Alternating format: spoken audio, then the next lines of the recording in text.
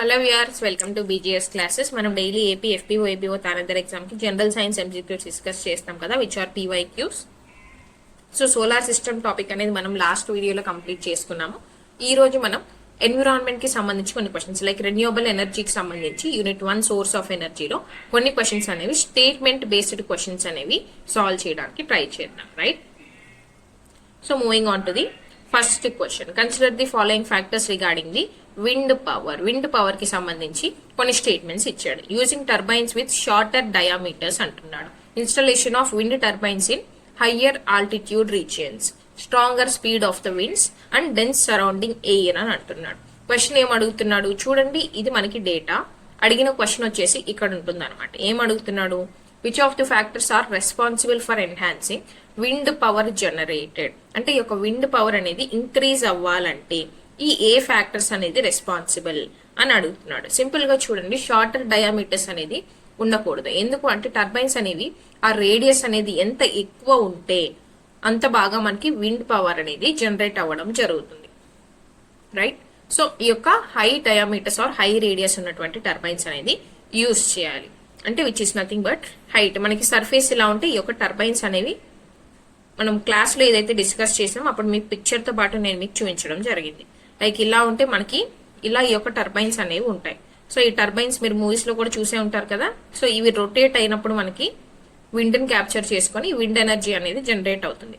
అది ఇక్కడ ఉన్నటువంటి ఈ జనరేటర్ లోకి వెళ్తుంది. ఆ జనరేటర్ లో విండ్ ఎనర్జీ అనేది ట్రాప్ చేసుకొని దాన్ని అండర్ గ్రౌండ్ సర్ఫేస్ లోకి మనం కనెక్ట్ చేసుకున్న పైప్ లైన్స్ ద్వారా పంపించడం జరుగుతుంది అనమాట. ఇక్కడ చూపిస్తున్నది వచ్చేసి ఈ టర్బైన్స్ అనమాట.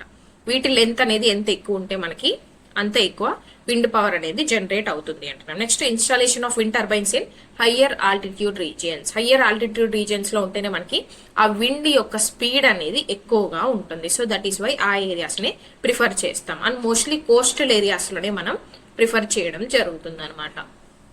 Next question, stronger speed of the winds. Yes, అది కూడా ఇప్పుడే మనం చూసాం. నెక్స్ట్ ఏంటి? Denser surrounding air. Denser surrounding air ఉంటేనే మనకి ఆ స్పీడ్ అనేది ఎక్కువగా ఉంటుంది. సో ఫస్ట్ ఆప్షన్ తీసేస్తే మనకి ఆన్సర్ వచ్చేసి option B 2, 3, 4.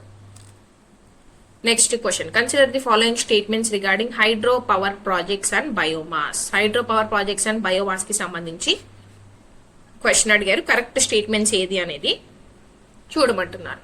The run of the river projects is effective in dealing with remote energy needs. ఇక్కడ ఇచ్చిన క్వశ్చన్ ఏంటి అంటే రిమోట్ ఎనర్జీ నీడ్స్ అంటే నథింగ్ బట్ ఏవైతే సరౌండింగ్ చిన్న చిన్న ఏరియాస్ ఉంటాయో, లైక్ విలేజెస్, సరౌండింగ్ విలేజెస్ ఉంటాయో, ఆ విలేజెస్ కి సరిపోయేటువంటి రివర్ ప్రాజెక్ట్స్ ఏవైతే తీసుకుంటామో వాటిని ఏమంటామంటే స్మాల్ హైడ్రో పవర్ ప్రాజెక్ట్స్ అంటాం. అంటే ఇక్కడ కెపాసిటీ ఎంత ఉంటుందంటే ఒక 25 మెగావాట్ వరకు మనకి వాటర్ హైడ్రో పవర్ అనేది ప్రొడ్యూస్ అవ్వడం జరుగుతుంది.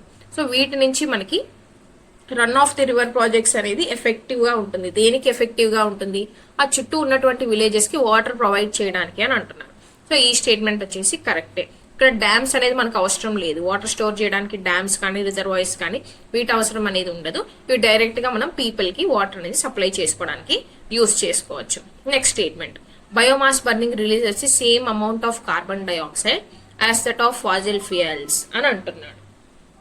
సో ఈ స్టేట్మెంట్ కూడా మనకి కరెక్టే. ఎందుకు? బికాస్ బయోమాస్ అనేది ఏదైతే ఉందో ఇది కార్బోనిషియస్ వేస్ట్ ఏదైతే ఉంటుందో ఆ వేస్ట్ అనేది కూడా మనకి లివింగ్ ఆర్గానిజమ్స్ యొక్క వేస్ట్. సో ఆ వేస్ట్ నుంచి మనకి యొక్క బయోమాస్ అనేది తయారవుతుంది. కాబట్టి దీన్ని మనం బర్న్ చేసినప్పుడు రిలీజ్ అయ్యేటువంటి అమౌంట్ ఆఫ్ కార్బన్ డైఆక్సైడ్ అనేది ఫాజిల్ ఫ్యూయల్స్ మనం బర్న్ చేసినప్పుడు వచ్చేటువంటి కార్బన్ డైఆక్సైడ్ అనేది సేమే ఉంటుంది. So both the statements are correct. Next question, consider the following statements regarding the energy generation and ఏవి కరెక్ట్ అని అడుగుతున్నాడు, right? So first statement, methane rich biogas is produced in anaerobic digesters. ఇది మీరు important గా గుర్తుపెట్టుకోవాలి అని నేను class లో కూడా చెప్పాను. ఏరోబిక్ అంటున్నాడా, అనరోబిక్ అంటున్నాడా, ప్రెసెన్స్ అంటున్నాడా, యాబ్సెన్స్ అంటున్నాడా అనేది చూసుకోవాలి. సో మీథేన్ రిచ్ బయోగ్యాస్ అంటే ఏంటి? మనం జనరల్ గా ఏవైతే లివింగ్ ఆర్గానిజమ్స్ ఉంటాయో ఆ లివింగ్ ఆర్గానిజమ్స్ ని in the absence of oxygen కనుక మనం స్టోర్ చేసి దాని నుంచి బయోగ్యాస్ ని కనుక మనం ప్రొడ్యూస్ చేస్తే దాన్నే మనం ఏమంటాము అంటే మిథనోజెనసిస్ అంటాం. ఎందుకు మిథనోజెనసిస్? బికాస్ అందులో మోస్ట్ ఆఫ్ ది కంపోజిషన్ అనేది ఏముంటుంది అంటే మీథేన్ అనేది ఉంటుంది. సో దట్ ఈస్ వై మిథనోజెనసిస్ అని కానీ లేదంటే బయోమిథనేషన్ అని కానీ పిలుస్తాం అనమాట ఈ ప్రాసెస్ ని. అండ్ ఇది ఏ ప్రెజెన్స్ లో జరుగుతుందో ఆబ్సెన్స్ లో జరుగుతుందా, ఆబ్సెన్స్ ఆఫ్ ఆక్సిజన్ జరుగుతుంది కాబట్టి దాన్ని అనెరోబిక్ అని అంటాం. అదే ప్రెజెన్స్ లో జరిగితే ఏరోబిక్ అంటాం. సో ఫస్ట్ స్టేట్మెంట్ అనేది correct. Next statement, partial combustion of organic matter in limited oxygen. చూడండి ఇక్కడ ప్రెజెన్స్ ఆఫ్ ఆక్సిజన్, దీన్ని ఏమంటాం మనము గ్యాసిఫికేషన్ అంటాం లేదా పైరాలిసిస్ అని కూడా పిలుస్తాం. ఓకే, సో ఈ స్టేట్మెంట్ కూడా correct. Next, fuel cell powered vehicles cause pollution with high energy conversion efficiency అంటున్నాడు. ఫ్యూయల్ సెల్స్ అనేది అసలు మనం ఎందుకు యూజ్ చేస్తాం? రీసెంట్ గా ఎగ్జాంపుల్ కనుక తీసుకుంటే హైడ్రోజన్ ఫ్యూయల్ సెల్స్ అనేవి తీసుకొచ్చాం. ఎన్విరాన్మెంట్ డే రోజు ఢిల్లీలో మనం హైడ్రోజన్ ఫ్యూయల్ యూజ్ చేసేటువంటి బస్సెస్ ని కూడా లాంచ్ చేసుకున్నాం. ఎందుకు లాంచ్ చేసుకున్నాము? పొల్యూషన్ అనేది ఢిల్లీలో ఎక్కువ ఉంది, అది రెడ్యూస్ చేసుకోవడానికి అని. మరి ఇక్కడ స్టేట్మెంట్లు ఏమంటున్నాడు? Cause pollution with high energy conversion efficiency అంటున్నాడు. సో ఇది రాంగ్ స్టేట్మెంట్. ఫ్యూయల్ సెల్స్ అనేవి మనకి పొల్యూషన్ కాజ్ చేయవు, పొల్యూషన్ ని రెడ్యూస్ చేయడానికి వీటిని మనం ఆల్టర్నేటివ్ గా యూజ్ చేస్తాం. సో కరెక్ట్ స్టేట్మెంట్స్ అడుగుతున్నాడు కాబట్టి answer option A 1 and 2 only. Next statement, consider the following statements regarding renewable energy in India. నేను చెప్పాను మీరు కొన్ని యూనిట్స్ ఏదైతే జనరల్ సైన్స్ ప్రిపేర్ అవుతున్నప్పుడు కొన్ని యూనిట్స్ లైక్ బయాలజీ టాపిక్స్ ఏవైతే ఉన్నాయో వీటిలో మీరు కరెంట్ అఫైర్స్ లింకేజ్ అవసరం లేదు. బట్ ఏదైతే మీకు కెమిస్ట్రీ అండ్ ఎన్వైరన్మెంట్ కి సంబంధించిన టాపిక్స్ ఉన్నాయో లైక్ యూనిట్ 1 కావచ్చు, యూనిట్ 5 లో కూడా కొన్ని టాపిక్స్ ఉన్నాయి, అలాగే యూనిట్ 7 కావచ్చు, యూనిట్ 9 కావచ్చు, ఈ టాపిక్స్ లో మీరు కరెంట్ అఫైర్స్ లింకేజ్ అనేది డెఫినెట్ గా ఉండాలి. లేదంటే క్వశ్చన్స్ అడిగితే మాత్రం కష్టం అని నేను ముందే చెప్పాను. సో ఇలా క్వశ్చన్స్ మీకు కరెంట్ అఫైర్స్ లింకేజ్ అడగడానికి ఛాన్సెస్ ఉంటుంది. ఈ రెన్యూవబుల్ ఎనర్జీ యూనిట్ 1 చదువుతారు, దానిలో కరెంట్ అఫైర్స్ లో అడగాలంటే మిమ్మల్ని ఈ క్వశ్చన్ అనేది అడగచ్చు. సో ఏమంటున్నాడు ఇక్కడ? First statement, setting up of compressed biogas plants is an important part of Satat initiative అంటున్నాడు. ఇది మనకి కరెక్ట్ స్టేట్మెంట్. నెక్స్ట్ స్టేట్మెంట్ ఏంటి? One sun one world one grid focused on European and American states in the first phase అని అంటున్నాడు. ఇక్కడ correct statements ఏది అని అడుగుతున్నాడు అనమాట.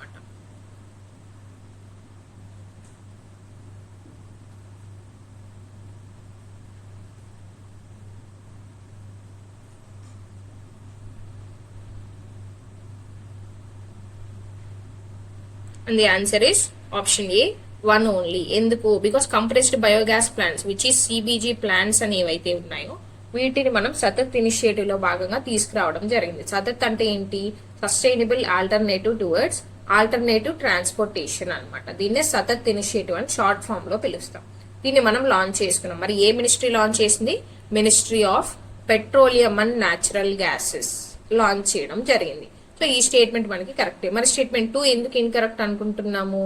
బికాస్ ఇది ministry of renewable and non renewable energy, ministry of new and renewable energy ఈ యొక్క ఇనిషియేటివ్ ని తీసుకోవడం జరిగింది అనమాట. మరి ఈ యొక్క ఇనిషియేటివ్ అనేది ఫస్ట్ ఎవరిని ఫోకస్ చేస్తున్నారు? Not only European and American states అనమాట, South Asia and South East Asian countries, in the East and Middle East and African nations లో కూడా దీన్ని ఫోకస్ చేయడం జరుగుతుంది. కాబట్టి option 2 is the wrong statement. So answer is option A. Next question, consider the following statements regarding the renewable energy అంటున్నాడు. The conventional resources are renewable and almost inexhaustible అంటున్నాడు. Renewable energy అంటే మనకి first ఇక్కడ mistake ఉంది చూడండి, conventional కాదు, అవి non conventional, right? So ఈ స్టేట్మెంట్ మనకి wrong statement. Next, biomass can be converted directly into liquid fuels called biofuels to help meet transportation fuel needs. ఇది కరెక్టే. దీన్నే మనం బయోఫ్యూయల్ టెక్నాలజీ అని కూడా అంటున్నాం, రైట్? సో ఈ స్టేట్మెంట్ అనేది మనకి కరెక్ట్ స్టేట్మెంట్.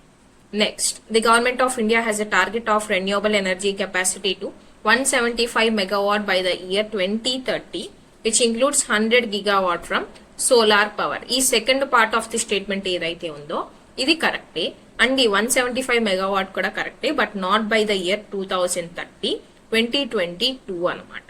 2030కి ఎంత గిగావాట్ టార్గెట్ అంటే 500 gigawatt అనేది టార్గెట్. సో థర్డ్ స్టేట్మెంట్ అనేది ఇన్కరెక్ట్. మరి క్వశ్చన్ ఏం అడుగుతున్నాడు? డైరెక్ట్ ఆప్షన్ 2 అని పెట్టేద్దామా? ఇన్కరెక్ట్ అడుగుతున్నాడు. ఎలా పెడతారు ఆప్షన్ 2? సో ఆన్సర్ వచ్చేసి option 3, 1 and 3 only, because incorrect statements అడుగుతున్నాడు, right? Next question, which of the following are the potential sites for generation of geothermal energy? Geothermal ఎనర్జీని ప్రొడ్యూస్ చేయడానికి అంటే జియోథర్మల్ ఎనర్జీ ప్రొడక్షన్ కోసం ఏవి సూటబుల్ సైట్స్ అని ఇక్కడ అడుగుతున్నాడు అనమాట. అసలు జియోథర్మల్ ఎనర్జీ అంటే ఏంటి? ఏదైతే మన అర్త్ సర్ఫేస్ లోపల హీట్ వల్ల ప్రొడ్యూస్ అయ్యేటువంటి ఎనర్జీని మనం ఎనర్జీ ప్రొడక్షన్ చేసినప్పుడు దాన్ని ఏమంటాము అని అంటే జియోథర్మల్ ఎనర్జీ అని పిలుస్తాం. సో ఆ జియోథర్మల్ ఎనర్జీ అనే దాన్ని ప్రొడ్యూస్ చేయడానికి సూటబుల్ అయినటువంటి సైట్స్ ఏవి అంటున్నాడు. ఫస్ట్ వన్ వచ్చేసి జలగాం ఇచ్చాడు. సో ఇది మనకి కరెక్ట్ ఆన్సర్. కాశ్మీర్ వ్యాలీ కాదండి. కాశ్మీర్ అంటేనే మనకి కూల్ గా ఉన్నటువంటి ఏరియా. ఇక్కడ మనకి హీట్ అండర్ ఎర్త్ హీట్ ఎలా ప్రొడ్యూస్ అవుతుంది? సో ఇది wrong statement. Next Puga valley and then Tattapani. So 1, 3, 4 అనేవి answers. Option B is the answer. Okay. Next question, which of the following statements are incorrect? ఇది important. Incorrect regarding the solid waste management rules 2016. నేను classes discuss చేసినప్పుడు అది పనిగా చెప్పాను. Prelims అప్పుడు చెప్పాను, mains అప్పుడు చెప్పాను. వేస్ట్ మేనేజ్మెంట్ టాపిక్ అనేది మీకు సిలబస్ లో అక్యుములేషన్ ఆఫ్ వేస్ట్ అని సింపుల్ గా ఇచ్చేసినప్పటికీ కూడా వేస్ట్ మేనేజ్మెంట్ అనేది చాలా పెద్ద టాపిక్. దీని నుంచి డెఫినెట్ గా క్వశ్చన్ ఉంటుంది. ఎందుకంటే రీసెంట్ గా జరిగిన ఏపీపీఎస్సీ గ్రూప్ 2 కావచ్చు, గ్రూప్ 1 కావచ్చు, అన్నిటిలోనూ దీని నుంచి క్వశ్చన్స్ అనేవి ఉన్నాయి. కాబట్టి డెఫినెట్ గా ఈ టాపిక్ ని ఎక్కువగా ఫోకస్ చేయండి అని నేను మరీ చెప్పడం కూడా మీకు జరిగింది అనమాట. సో దాని మీదనే ఈ యొక్క క్వశ్చన్ కూడా అడగడం జరిగింది. ఏమంటున్నాడు? Which of the following is incorrect statement అని అంటున్నాడు. ఏది incorrect statement? Waste generators are to segregate waste into 3 categories: biodegradable, non-biodegradable and domestic hazardous waste అంటున్నాడు.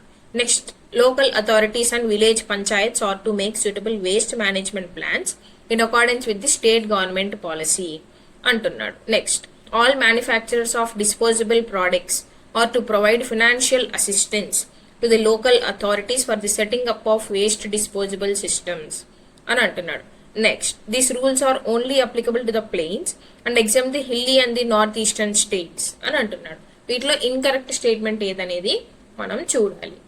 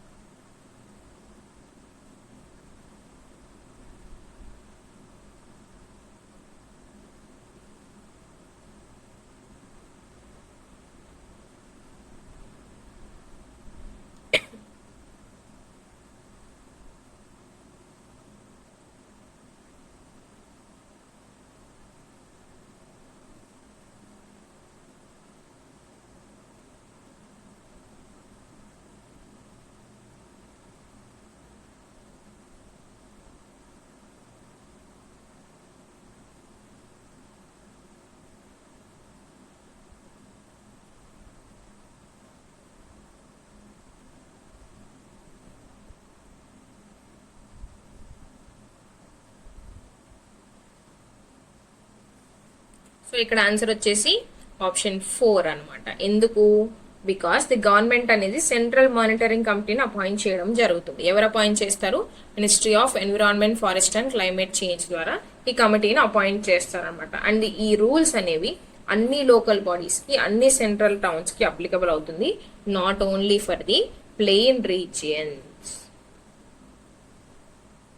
రైట్? ఓన్లీ హిల్లీ ఏరియాస్ కి మాత్రమే ఎగ్జామ్షన్ ఉంటుంది, not the north eastern states. So ఇది మనకి incorrect statement. మిగతా స్టేట్మెంట్స్ అన్ని కూడా కరెక్ట్. ఎందుకు? వేస్ట్ మనం 3 types లో మనం సెగ్రిగేట్ చేసి కలెక్ట్ చేయడం జరుగుతుంది. మీకు గుర్తుందా? నేను క్లాస్ లో చెప్పాను, వేస్ట్ అనేది మీకు డైలీ ఇంటికి వేస్ట్ పిక్కర్స్ అనే వాళ్ళు వస్తారు. ఈ వేస్ట్ పిక్కర్స్ వచ్చి వేస్ట్ ని కలెక్ట్ చేసుకుంటారు. లైక్ తడి చెత్త, పొడి చెత్త అని కలెక్ట్ చేసుకుంటారు అని గుర్తుపెట్టుకోండి అని కూడా చెప్పాను, రైట్? అండ్ సెకండ్ స్టేట్మెంట్ కూడా లోకల్ అథారిటీస్ కి, విలేజ్ పంచాయత్స్ కి కూడా ఈ పవర్స్ అనేది ఇవ్వడం జరుగుతుంది. సో ఈ స్టేట్మెంట్ కూడా కరెక్టే. నెక్స్ట్, ఆల్ మ్యానుఫ్యాక్చరర్స్, దీన్ని మనం ఏమంటారు అన్నాం మనము? ఫైనాన్షియల్ అసిస్టెన్స్ అనేది ఇవ్వాలి. లోకల్ అథారిటీస్ ఎవరైతే ఈ యొక్క దాన్ని ప్రొడ్యూస్ చేస్తారో వాళ్ళకి ఆ ఫైనాన్షియల్ అసిస్టెన్స్ కూడా పవర్ చేసే రెస్పాన్సిబిలిటీ ఉంటుంది అని అన్నాం, right? So before going to the next question, small announcement. మన బీజీఎస్ క్లాసెస్ లో ఈ యొక్క జనరల్ సైన్స్ అంటే AP forest beat officer, assistant beat officer mains, అలాగే థానేదార్ కి సంబంధించి పేపర్ 2 జనరల్ సైన్స్ కి మనం స్పెషల్ గా మెయిన్స్ బ్యాచ్ అనేది లాంచ్ చేయడం జరిగింది అనమాట. బికాస్ జనరల్ సైన్స్ వెయిటేజ్ అనేది 50 మార్క్స్ ఉంది కాబట్టి మోస్ట్లీ ఎవరైతే మ్యాథమెటిక్స్ అనేది మాకు చాలా కష్టం, మేము ఇది నాన్ మ్యాథ్స్ బ్యాక్గ్రౌండ్, మేము మ్యాథ్స్ బ్యాక్గ్రౌండ్ అయినా మాకు మ్యాథ్స్ అంతగా రాదు అనుకునే వాళ్ళు, అలాగే పేపర్ 1 లో ఉన్నటువంటి జనరల్ స్టడీస్ మనకి ఏదైతే ఉందో ఇది మేము కంప్లీట్ చేయలేదు, లైక్ మనకు ఉన్నటువంటి history, polity, economy, geography, sustainable development, disaster management, reasoning, current affairs ఇవన్నీ మేము కవర్ చేసుకోలేము, ఇంత టైం కూడా మాకు లేదు అని అనుకున్న వాళ్ళు బెస్ట్ స్కోరింగ్ సబ్జెక్ట్ నేను జనరల్ సైన్స్ అని చెప్తాను. బికాస్ మనకు ఉన్నది ఓన్లీ 9 టాపిక్స్ కాబట్టి జనరల్ సైన్స్ లో ఈ జనరల్ సైన్స్ మీరు కంప్లీట్ చేసుకోవడానికి చూడండి. అందుకే ఈ యొక్క చాలా మంది స్టూడెంట్స్ అడగడం వల్లనే బ్యాచ్ లాంచ్ చేయడం జరిగింది. 11th అక్టోబర్ నుంచి ఈ క్లాసెస్ మనకి స్టార్ట్ అయ్యాయి. పర్ డే 2 hours క్లాసెస్, అంటే ఒక బయాలజీ టాపిక్, అలాగే మనకి ఒక జనరల్ సైన్స్ లో నెక్స్ట్ టాపిక్ ఏదైతే ఉందో కంప్లీట్ టాపిక్స్ అనేవి 2 hours పర్ డే క్లాసెస్ తీసుకొని కంప్లీట్ చేయడం జరుగుతుంది. లైవ్ క్లాసెస్ డైలీ జరుగుతాయి. ఆ వీడియోస్ అనేవి మీకు రికార్డింగ్ గా కూడా అవైలబుల్ గా ఉంటాయి. బికాస్ ఎగ్జామ్ వరకు మీరు ఒకవేళ ఆ రోజు ఆ టైంకి అవైలబుల్ లేకపోయినా రికార్డింగ్ వీడియోస్ వినొచ్చు. నెక్స్ట్ వచ్చేసి కంప్లీట్ మెయిన్ సిలబస్, అంటే మనకి మెయిన్స్ లో అడిషనల్ గా ఏదైతే టాపిక్ యాడ్ అయిందో ఆ టాపిక్ కూడా ఇంక్లూడ్ చేసుకొని 9 టాపిక్స్ డిస్కస్ చేయడం జరుగుతుంది. ఇన్ బైలింగ్వల్ మోడ్, అంటే both Telugu plus English languages లో ఈ యొక్క క్లాసెస్ తీసుకోవడం జరుగుతుంది. మనం క్లాస్ తీసుకున్నటువంటి క్లాస్ నోట్స్ మెటీరియల్ ఏదైతే ఉందో ఇది PDF ప్రింటబుల్ ఫార్మాట్ లో మీకు అవైలబుల్ గా ఉంటుంది అనమాట. సో దట్ మీరు ప్రింట్ తీసుకొని కూడా మెటీరియల్ ని రివైజ్ చేసుకోవచ్చు. And then next revised syllabus, ఏదైతే న్యూ సిలబస్ ఉందో దీన్ని బేస్ చేసుకొని క్లాసెస్ అనేవి డీల్ చేయడం జరుగుతుంది. అలాగే ప్రీవియస్ ఇయర్ క్వశ్చన్స్ ఎలా అడిగారు, మొన్న ప్రిలిమ్స్ లో మనకి ట్రెండ్స్ అనేవి ఎలా ఉన్నాయనేది బేస్ చేసుకుని, ఇంక్లూడింగ్ ద కరెంట్ అఫైర్స్ ఏవైతే ఉన్నాయో, లైక్ మనకి చూసుకుంటే ఎన్విరాన్మెంట్ టాపిక్ లో కావచ్చు, సోర్స్ ఆఫ్ ఎనర్జీలో కావచ్చు, న్యాచురల్ రిసోర్సెస్ లో కావచ్చు, మనకి కరెంట్ అఫైర్స్ కూడా కవర్ చేసుకోవాలి. బికాస్ మనకి ఈ టాపిక్స్ లో కరెంట్ అఫైర్స్ నుంచి మొన్న కూడా క్వశ్చన్స్ రావడం జరిగింది ఇన్ ద ప్రిలిమ్స్. సో ఈ టాపిక్స్ లో మనం కరెంట్ అఫైర్స్ కూడా కవర్ చేయడం జరుగుతుంది. లైక్ రీసెంట్ కరెంట్ అఫైర్స్ కూడా మనం కవర్ చేసి చెప్పడం జరుగుతుంది. And along with this course మీకు జనరల్ స్టడీస్, అంటే మనకు పేపర్ 1 లో ఉన్నటువంటి జనరల్ స్టడీస్ ఏవైతే ఉన్నా దీనికి సంబంధించి 600+ క్వశ్చన్స్ ఉన్నటువంటి టెస్ట్ సిరీస్ కూడా మీకు ఫ్రీగా ప్రొవైడ్ చేయడం జరుగుతుంది ఎవరైతే ఈ కోర్స్ లో ఎన్రోల్ అవుతారు. అండ్ ఈ యొక్క ప్రైస్ కనుక మనం చూస్తే 699 రూపీస్. ఇంతకు ముందు 999 ఉండేది, రీసెంట్ గా దీన్ని స్టూడెంట్స్ అడగడం వల్ల 699 చేయడం జరిగింది. And if the schedule comes ఇది అగైన్ ఆటోమేటిక్ గా 999 కే వెళ్ళడం జరుగుతుంది అనమాట. ఇంకా ఏమైనా డౌట్స్ ఉన్నాయి అనుకుంటే ఇక్కడ డిస్ప్లే అయిన నెంబర్కి మీరు కాల్ చేసి కానీ వాట్సాప్ చేసి కానీ ఈ యొక్క డౌట్స్ అనేది క్లారిఫై చేసుకోవచ్చు. అలాగే ఎవరైనా టెస్ట్ సిరీస్ కనుక జాయిన్ అవ్వాలనుకుంటే ఈ యొక్క జనరల్ స్టడీస్ కి సంబంధించి టెస్ట్ సిరీస్ కూడా లాంచ్ చేయడం జరిగింది. అది కూడా యాప్ లోనే ఉంటుంది. ఈ యొక్క యాప్ వచ్చేసి కాంపిటేటివ్ ఎగ్జామ్స్ అడ్డా యాప్. ప్లే స్టోర్ లో మీకు ఈ యొక్క యాప్ ఉంటుంది, మీరు దీన్ని డౌన్లోడ్ చేసుకోవచ్చు. అలాగే దీని యొక్క లింక్ కూడా నేను మీకు ఫస్ట్ కమెంట్ సెక్షన్ లో పిన్ చేయడం జరుగుతుంది. From there you can download the app. Test series కనుక మనం చూసుకుంటే 9 యూనిట్స్ ఉన్నాయి కదా. సో ఈచ్ యూనిట్, ఒక్కొక్క యూనిట్ కి 100 క్వశ్చన్స్ అనేది ప్రొవైడ్ చేయడం జరుగుతుంది, ఇంక్లూడింగ్ స్టాటిక్ ప్లస్ కరెంట్ అనమాట. అంటే స్టాటిక్ పార్ట్ ఏదైతే ఉందో స్టాటిక్ పార్ట్, అలాగే కరెంట్ అఫైర్స్ కూడా సంబంధించి 100 క్వశ్చన్స్ ఒక్కొక్క యూనిట్ కి ప్రొవైడ్ చేయడం జరుగుతుంది. అంటే 900 క్వశ్చన్స్. బట్ 9th యూనిట్ కి మాత్రం మనకి A, B 2 ఉన్నాయి కదా, space and solar system. So దీనికి ఈచ్ 100 క్వశ్చన్స్ ప్రొవైడ్ చేయడం జరిగింది. సో మనకి 1000 క్వశ్చన్స్ అనేవి యూనిట్ వైజ్, అంటే చాప్టర్ వైజ్ టెస్ట్ లో మనకి 1000 క్వశ్చన్స్ కవర్ అవుతాయి. అలాగే 4 ఫుల్ లెంగ్త్ టెస్ట్ అనేవి కూడా మనం కండక్ట్ చేయడం జరుగుతుంది అనమాట. అంటే మనకి ఇక్కడ ఒక 200 క్వశ్చన్స్ కవర్ అవుతాయి. సో టోటల్లీ 1200 క్వశ్చన్స్ అనేది టెస్ట్ సిరీస్ మీకు ప్రొవైడ్ చేయడం జరుగుతుంది for only 199 rupees. General science మాత్రమే. ఇది కూడా మనకి యాప్ లో ఉంటుంది. ఎన్రోల్ అవ్వాలనుకున్న వాళ్ళు ఎన్రోల్ అవ్వచ్చు. రైట్? ఏమైనా డౌట్స్ ఉన్నాయనుకున్న వాళ్ళు ఇక్కడ డిస్ప్లే అయిన నెంబర్ కి వాట్సాప్ కానీ కాల్ కానీ చేసి మీ డౌట్స్ అనేది క్లారిఫై చేసుకోవచ్చు. Next question. Consider the following statements regarding genetically modified organisms. Genetically modified organisms గురించి స్టేట్మెంట్స్ ఇచ్చాడు, ఏది కరెక్ట్ అనేది చూస్ చేయమని చెప్తున్నాడు. Rubber board research farm has the world's second genetically modified rubber plant tailored for the climatic conditions in north eastern India after China అంటున్నాడు. Next, GMOs are living organisms whose genetic material has been artificially manipulated in a laboratory through genetic engineering అంటున్నాడు. Next statement, clearance of genetic engineering appraisal committee is not mandatory for the environment release of crops అని అంటున్నాడు. So ఇక్కడ simple గా గుర్తుపెట్టుకోండి. అసలు genetically modified organisms అంటే ఏంటి? ఒక ఒరిజినల్ ఆర్గానిజం అనేది ఉంది అనుకుందాం. సో ఈ ఒరిజినల్ ఆర్గానిజం ఏదైతే ఉందో దీనికి ఎక్స్ అనుకుందాం, ఇంకొక వై ఉంది. ఈ వై ఫీచర్ కి ఈ ఎక్స్ అనేది నాకు వైలో ఉన్నటువంటి ఫీచర్ నాకు ఎక్స్ లోకి కావాలి, అది లేదు. సో ఈ వైలో ఉన్నటువంటి ఫీచర్ తీసుకురావడానికి దీని జీన్స్ ఏదైతే ఉందో ఆ జీన్ ని తీసుకొచ్చి నేను ఈ ఎక్స్ లో ఇంకల్కేట్ చేస్తాను. ఇంకల్కేట్ చేసినప్పుడు దాని జీన్ అనేది ఈ వై జీన్ అనేది ఎక్స్ లోకి వస్తుంది. ఈ ఎక్స్ అండ్ వై తో వచ్చినటువంటి ఆర్గానిజం ఏమంటాము అని అంటే మనం జెనెటికల్లీ మాడిఫైడ్ ఆర్గానిజం అని అంటాం, రైట్? సో ఇలా మీకు సింపుల్ గా అర్థమవుతుంది అనమాట. ఈ జెనెటికల్లీ మాడిఫైడ్ ఆర్గానిజమ్స్ అనేవి ల్యాబ్ లోనే చేస్తాము అని ఇక్కడ ఇచ్చాడు, అదే ఇక్కడ ఇవ్వడం జరిగింది. సో ఈ స్టేట్మెంట్ అనేది కరెక్ట్. నెక్స్ట్, మరి దీన్ని ఎవరు చూసుకుంటారు ఈ యొక్క జెనెటికల్లీ మాడిఫైడ్ ఆర్గానిజమ్స్ ని అని అంటే, సింపుల్ గా ఒక స్టోరీ చెప్తాను, గుర్తుపెట్టుకోండి. రోబో మూవీ మీకు గుర్తుంది కదా, మిస్టర్ వసీకరణ్ చేసినటువంటి రోబో ఏదైతే ఉందో దానికి ఒక కమిటీ అనేది చూడాలి, ఒక అప్రైజల్ అనేది ఇవ్వాలి. అంటే విచ్ ఇస్ నథింగ్ బట్ ఇది చేయొచ్చు అని పర్మిషన్ అనేది ఇవ్వాలి. ఇచ్చిన తర్వాతనే దాన్ని మనం మనుషుల్లో కానీ ఎన్వైరన్మెంట్ లో కానీ రిలీజ్ చేయాలి. అది చేయకపోవడం వల్లనే అప్పుడు ఆ ప్రాబ్లం అనేది వచ్చింది అనమాట. సో సేమ్ అలానే మనకి ఈ జెనెటికల్లీ మాడిఫైడ్ ఆర్గానిజమ్స్ ఏవైతే ఉంటాయో వీటిని యాక్సెప్ట్ చేయడానికి జిఈఏసి ఉంటుంది, which is nothing but genetic engineering appraisal committee. ఇది యాక్సెప్ట్ చేస్తేనే మనకి ఈ క్రాప్స్ ని మనం ఎన్వైరన్మెంట్ లోకి రిలీజ్ చేయాల్సి ఉంటుంది అనమాట. ఇక్కడ నాట్ మ్యాండేటరీ అన్నాడు కాబట్టి ఈ స్టేట్మెంట్ రాంగ్ స్టేట్మెంట్. సో ఇక్కడ మనకి ఏది కరెక్ట్ అంటున్నాడు కాబట్టి థర్డ్ స్టేట్మెంట్ రాంగే. అండ్ ఫస్ట్ స్టేట్మెంట్ కూడా చూసుకుంటే మనకి north east of India after China అన్నాడు, ఇది కూడా మనకి రాంగ్ స్టేట్మెంటే. సో ఆన్సర్ వచ్చేసి only 2 is the correct answer, right? Next question, which of the following have been labelled as forever chemicals? Forever chemicals అని వేటిని declare చేయడం జరిగింది అంటున్నారు. డిడిటి కాదు, కార్బన్ డైఆక్సైడ్ కాదు, ఇది మనకి greenhouse gas. Chlorofluorocarbons కూడా కాదు, ఇవి కూడా మనకి greenhouse gases. And DDT అనేది ఒక కెమికల్, దీన్ని మనం బ్యాన్ చేయడం కూడా జరిగింది, right? And next option D, perfluoroalkyl and polyfluoroalkyl substances ఏవైతే ఉన్నాయో వీటినే మనం పిఎఫ్ఏస్ అని కూడా పిలుస్తాం. వీటిని మనం ఫర్ ఎవర్ కెమికల్స్ అని డిక్లేర్ చేసుకోవడం జరిగింది. ఎందుకు? బికాస్ ఈ యొక్క పిఎఫ్ఏస్ ఏవైతే ఉన్నాయో ఇవి మనం యూజ్ చేసేటువంటి ఐటమ్స్, లైక్ ఏవైతే మనకి ఫోమ్స్ ఉంటాయో, ఫోమ్స్ యూజ్ చేస్తాం కదా, ఆ ఫోమ్స్ లో కావచ్చు, పర్సనల్ కేర్ ప్రోడక్ట్స్ కాస్మెటిక్స్ లో కావచ్చు, నాన్ స్టిక్ యూజ్ చేస్తుంటాం, ఈ నాన్ స్టిక్ కుక్వేర్ లో కావచ్చు, అలాగే మనకి ఫాస్ట్ ఫుడ్ ప్యాకేజింగ్ చేసేటువంటి కవర్స్ ఉంటాయి కదా, సో ఈ ఫాస్ట్ ఫుడ్ ప్యాకేజింగ్ చేసేటువంటి కవర్స్ లో కావచ్చు, వాటర్ రెసిస్టెంట్ క్లోత్స్ వేసుకుంటాం, ఆ క్లోత్స్ లో, అలాగే పెయింట్స్ లో, ఎక్సెట్రా ఎక్సెట్రా, ఇంకా అన్నిట్లో కూడా ఈ సబ్స్టెన్సెస్ అనేవి ఉంటాయి. ఇవన్నీ కూడా ఇక్కడ నుంచి ఎప్పుడైతే ఎన్విరాన్మెంట్ లోకి రిలీజ్ అవుతాయో ఆ ఎన్విరాన్మెంట్ లోకి రిలీజ్ అయిన తర్వాత అంత ఈజీగా అవి డిజాల్వ్ అయిపోవు అనమాట. సో ఎక్కువ టైం పీరియడ్ అనేది వాటర్ లో కావచ్చు, ఎక్కడ రిలీజ్ అయినా సరే, వాటర్ లో కావచ్చు, సాయిల్ లో కావచ్చు, ఎక్కడ రిలీజ్ అయినా అవి ఎక్కువ టైం పీరియడ్ అనేది అలానే ఉండిపోవడం జరుగుతుంది అనమాట. అందుకే వీటిని ఫర్ ఎవర్ కెమికల్స్ గా డిక్లేర్ చేయడం జరిగింది, రైట్?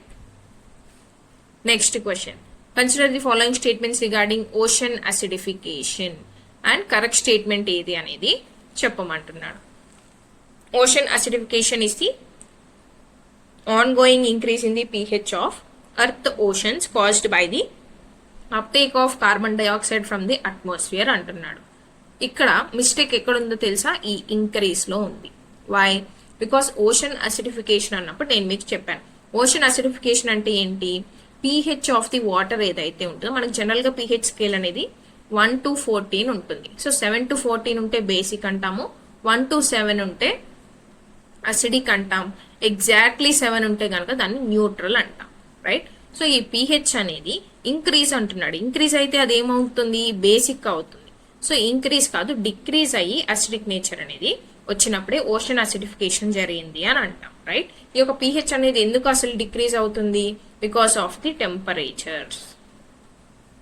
ఓకే, సో ఆప్షన్ 1 అనేది ఇన్కరెక్ట్.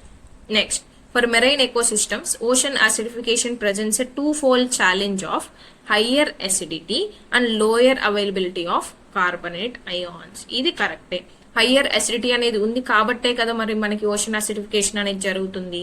సో ఇది కూడా మనకి కరెక్టే అనమాట. Next, algae and sea grasses may benefit from higher CO2 conditions in the ocean as they require CO2 for photosynthesis just like plants on land. Algae and sea grasses అంటే nothing but water bodies లో ఉండేటువంటి organisms అనమాట. వీటికి higher carbon dioxide అనేది కావాల్సి ఉంటుంది కాబట్టి వీటికి ఈ యొక్క కండిషన్ అనేది అడ్వాంటేజ్ గా ఉంటుంది అని అంటున్నాడు. సో ఈ స్టేట్మెంట్ కూడా కరెక్టే. ఆప్షన్ 2 and 3 అని ఉండాలి. So answer is option B. Next question, which of the following statements is incorrect? Incorrect statement అడుగుతున్నాడు with respect to biological diversity act 2002. First option, the act was enacted to meet the obligations under the Convention on biological diversity. Next, the Act envisaged a two-tier structure, center and state level, to regulate the access to biological resources అంటున్నాడు. Next, the Act exempts endemic resources that are traditionally used as commodities అని అంటున్నాడు. Next, none of the above is incorrect, అన్నీ కరెక్టే అని అంటున్నాడు. మరి దీనిలో correct answer ఏది? మీరు నా కమెంట్ సెక్షన్లో కమెంట్ చేయండి, బికాస్ ఈజియెస్ట్ క్వశ్చన్. మిగతా అన్ని క్వశ్చన్స్ కూడా డిఫికల్ట్ లెవెల్లోనే ఉన్నాయి, నేనే చెప్తాను. బట్ ఈ క్వశ్చన్ అనేది సింపుల్గా బయోలాజికల్ డైవర్సిటీ యాక్ట్ మీద క్వశ్చన్ కాబట్టి మీరు ఆన్సర్ చేయండి. Next question, seat rat was recently in news, it is related to. Seat rat అనేది రీసెంట్గా న్యూస్లో ఉంది, అది దేనికి సంబంధించింది అంటున్నారు. సింపుల్గా గుర్తుపెట్టుకోండి, it is a software used for the purpose of tiger senses. Tiger senses అనేది మనం ఎన్ని ఇయర్స్కి ఒకసారి కండక్ట్ చేస్తాం? 4 yearsకి ఒకసారి కండక్ట్ చేస్తాము. అండ్ ప్రాజెక్ట్ టైగర్ అనేది మనం ఏ ఇయర్లో తీసుకొచ్చాం? 1973లో మనం ప్రాజెక్ట్ టైగర్ని లాంచ్ చేసుకోవడం జరిగింది. అండ్ ఈ యొక్క సెన్సెస్లో టైగర్స్ని మనం పాపులేషన్ క్యాలిక్యులేట్ చేస్తాం కదా, సో వాటి యొక్క మూమెంట్స్ కానీ ఆ పాపులేషన్ కానీ అవి తెలుసుకోవడానికి మనం ఒక సాఫ్ట్వేర్ని ఇంట్రడ్యూస్ చేశారు, అదే మనకి సిఏట్ ర్యాట్ అనమాట. ఇది మొబైల్ ఫోన్లో యాప్ లాగా కూడా మనం డౌన్లోడ్ చేసుకొని దానికి కనెక్ట్ చేసుకొని కూడా యూజ్ చేసుకోవచ్చు, right? Next question, save is a conservation initiative to protect which of the following species. Save అనేది ఏ స్పీషీస్ ని ప్రొటెక్ట్ చేయడానికి లాంచ్ చేసినటువంటి ఇనిషియేటివ్ అంటున్నారు. ఆన్సర్ వచ్చేసి option C, vultures. Vulture conservation కోసం మనం ఈ యొక్క ఇనిషియేటివ్ ని తీసుకోవడం జరిగింది. రీసెంట్ గా వల్చర్ కన్జర్వేషన్ సెంటర్ కూడా ఎస్టాబ్లిష్ చేయడం జరిగింది. ఏ స్టేట్ లో ఎస్టాబ్లిష్ చేశారో కూడా కామెంట్ సెక్షన్ లో కామెంట్ చేయండి, right? And then great Indian bustard కనుక చూసుకుంటే మనకి స్టేట్ యానిమల్ ఆఫ్ రాజస్థాన్. అలాగే సీ టర్టిల్ గురించి కనుక మనం చూసుకుంటే సీ టర్టిల్ కాకుండా ఆలివ్ రిడ్లే టర్టిల్స్ అనేవి మనకి రీసెంట్ గా న్యూస్ లో ఉన్నాయి. ఎందుకు ఆలివ్ రిడ్లే టర్టిల్స్ రీసెంట్ గా న్యూస్ లో ఉన్నాయి? ఈ ఆలివ్ రిడ్లే టర్టిల్స్ అనేవి మనకి హ్యాచింగ్ కోసం ఒడిషా కోస్ట్ కి రావడం జరుగుతుంది. దట్ ఈస్ వై ఇవి రీసెంట్ గా న్యూస్ లో ఉంది. దీనికోసం మనం ఆపరేషన్ ఒలివియాన్ కూడా లాంచ్ చేసుకున్నాం. Okay, next question, consider the following statements about ozone depletion. అది కూడా కరెక్ట్ స్టేట్మెంట్స్ ఏది అంటున్నారు. Tropospheric ozone is formed naturally through the interaction of solar ultraviolet radiation with oxygen, whereas stratospheric ozone is formed primarily from photochemical reactions between volatile organic compounds and nitrogen oxides. ఇది మనకి కరెక్టే. Next, the rate at which ozone is being destroyed is much faster than the rate at which it is being formed. ఇది కూడా కరెక్టే. మరి ozone layer depletion అనేది అంత fast గా జరుగుతుందనే కదా మనం కన్సర్న్స్ అనేది రైజ్ చేస్తున్నాం. So both statements are correct. Answer is option C. Next question, consider the following statements regarding greenhouse gases. Carbon dioxide is the biggest overall contributor to the greenhouse effect అంటున్నాడు. Carbon dioxide కాదండి, water vapour. So ఇది మనకి wrong statement. Next, nitrous oxide is only generated through natural resources and contributes to the greenhouse effect. గుర్తుపెట్టుకోండి, most of the times only అని గనక స్టేట్మెంట్లో ఉంది అంటే 90% ఆ స్టేట్మెంట్ అనేది రాంగే ఉంటుంది. ఓన్లీ న్యాచురల్ రిసోర్సెస్ నుంచి మనకి నైట్రస్ ఆక్సైడ్ N2O అనేది వస్తుందా? కాదు. అగ్రికల్చర్ వేస్ట్ నుంచి వస్తుంది, ఇండస్ట్రీస్ నుంచి వస్తుంది, న్యాచురల్ రిసోర్సెస్ నుంచి వస్తుందని కాదు. సో ఇది కూడా మనకి wrong statement. Next, black carbon harms the atmosphere as it stays in the atmosphere for decades అని అంటున్నాడు. బ్లాక్ కార్బన్ కాదు, యాక్చువల్లీ బ్రౌన్ కార్బన్ కి ఈ స్టేట్మెంట్ యాప్ట్ అవుతుంది. సో ఇది కూడా wrong statement. And black carbon versus brown carbon అంటే ఏంటి అనేది, black carbon versus brown carbon ఇది దేనిలో చూస్తాం మనం? ఎయిర్ పొల్యూషన్లో డిస్కస్ చేస్తాం. అలాగే వాటర్ పొల్యూషన్కి వచ్చేసరికి దేని గురించి చూస్తాం? Black water versus grey water చూస్తాం. అలాగే BOD వర్సెస్ COD కూడా చూస్తాం. ఇవన్నీ మనం క్లాసెస్లో చూసాము. ఐ హోప్ మీరు అందరూ అవి చదివే ఉన్నారు అనుకుంటున్నాను, బికాస్ ఎగ్జామ్ దగ్గరలో ఉంది. ఇంకా చదవకపోతే మాత్రం కష్టం. రివిజన్ కోసం అయినా సరే ఒకసారి క్లాసెస్ అన్ని విని కంప్లీట్ చేసుకోండి. ఓకే, అండ్ ఇన్కరెక్ట్ స్టేట్మెంట్ ఏది అని అంటున్నాడు కాబట్టి 3 ఇన్కరెక్టే. Answer is option D. Next question, gasification is a process that can convert any carbon based raw material such as coal into fuel gas. ఇది మనకి కరెక్టే. దాన్నే మనం గ్యాసిఫికేషన్ అంటాం, that to in the presence of oxygen or air. Next, syngas is a mixture of hydrogen, carbon monoxide, carbon dioxide, also methane. So ఈ statement కూడా మనకి కరెక్టే, బోత్ 1 and 2. ఇక్కడ ఓన్లీ అని కనుక ఇచ్చుంటే మనకి స్టేట్మెంట్ రాంగ్ అయి ఉండేది. ఓన్లీ అని ఇవ్వలేదు కాబట్టి మనం ప్లస్ CH4 అంటే మీథేన్ కూడా ఉంటుంది అని ఈ స్టేట్మెంట్ని కరెక్ట్గానే కన్సిడర్ చేస్తాం. Okay, next consider the following statements about the graded response action plan which is nothing but GRAP. GRAP a state కోసం ఆర్ ఏ యూనియన్ టెరిటరీ కోసం వర్క్ చేస్తుంది అని నేను చెప్పాను మీ క్లాస్లో, ఫర్ ఢిల్లీ. సో సింపుల్గా మీరు ఏ స్టెప్ ఆర్ ఏ స్టేట్మెంట్ అనేది ఇక్కడ ఎలిమినేట్ చేయొచ్చు ఈజీగా. ఆప్షన్ 3ని మీరు ఎలిమినేట్ చేయొచ్చు, ఇంక్లూడింగ్ జమ్మూ అండ్ కాశ్మీర్ అన్నాడు కాబట్టి, రైట్. సో 3 తీసేస్తే ఆప్షన్ బి అనేది పోతుంది. Graded response action measures plans only as an emergency measure కూడా కాదు, right. Next the plan is incremental in nature. So answer వచ్చేసి only 2. Next with reference to the state pollution control boards consider the following statements and correct statement ఏదో చూడమంటున్నాడు. SPCB is constituted under the water act 1974. కరెక్టే. Water act 1974ని base చేసుకుని మనం central pollution control బోర్డ్ని establish చేసుకున్నాం. Central లెవెల్లో, state లెవెల్లో state pollution control boards and PCBs pollution control boards local లెవెల్లో కూడా వర్క్ అవ్వడం జరుగుతుంది అనమాట. Next SPCB has the power to hold, acquire and dispose of property.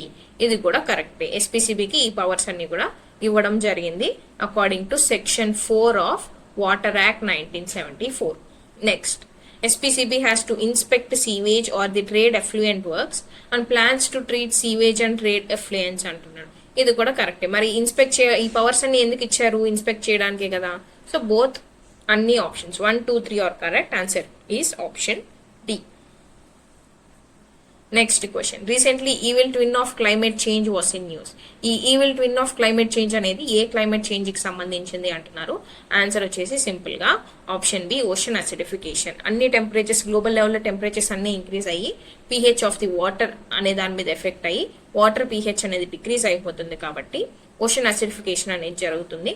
దానివల్లనే evil twin of climate change గా ఈ ఓషన్ అసిడిఫికేషన్ ని రెఫర్ చేయడం జరిగింది. మెల్టింగ్ ఆఫ్ గ్లేషియర్స్ జరిగితే ఏమవుతుంది మనకి? ఆటోమేటిక్గా వాటర్ లెవెల్ అనేది ఆర్ సీ లెవెల్ అనేది ఇంపాక్ట్ చేస్తుంది, రైట్. అండ్ హీట్ వేవ్స్ కూడా మనకి one of the climatic change effect. రీసెంట్గా ఇప్పుడు మనకి ఏం జరుగుతుంది? వింటర్ కాబట్టి కోల్డ్ వేవ్ అనేది జరుగుతుంది. ఓకే. Next ozone depletion. ఈ ఓజోన్ డిప్లిషన్ గురించి కూడా మనం చదువుతాం. ఓజోన్ అనేది స్ట్రాటోస్పియర్ లో ఉంది అని చదువుతాము. ఈ స్ట్రాటోస్పియర్ లో ఉన్న ఓజోన్ థిక్నెస్ ఏదైతే ఉందో ఈ థిక్నెస్ అనేది థిన్నింగ్ అయితే మనకి డిప్లిషన్ ఆఫ్ ఓజోన్ లేయర్ అని చెప్తాము అని కూడా మనం డిస్కస్ చేయడం జరిగింది అనమాట. ఎందుకు థిన్నింగ్ ఇదంతా కూడా మనం క్లాసెస్ లో డిస్కస్ చేసాం. I think most of the videos లో కూడా క్వశ్చన్స్ లో కూడా డిస్కస్ చేయడం జరిగింది, right. So these are the questions for today. Remaining questions అనేది నెక్స్ట్ అప్కమింగ్ సెషన్స్ లో డిస్కస్ చేద్దాం.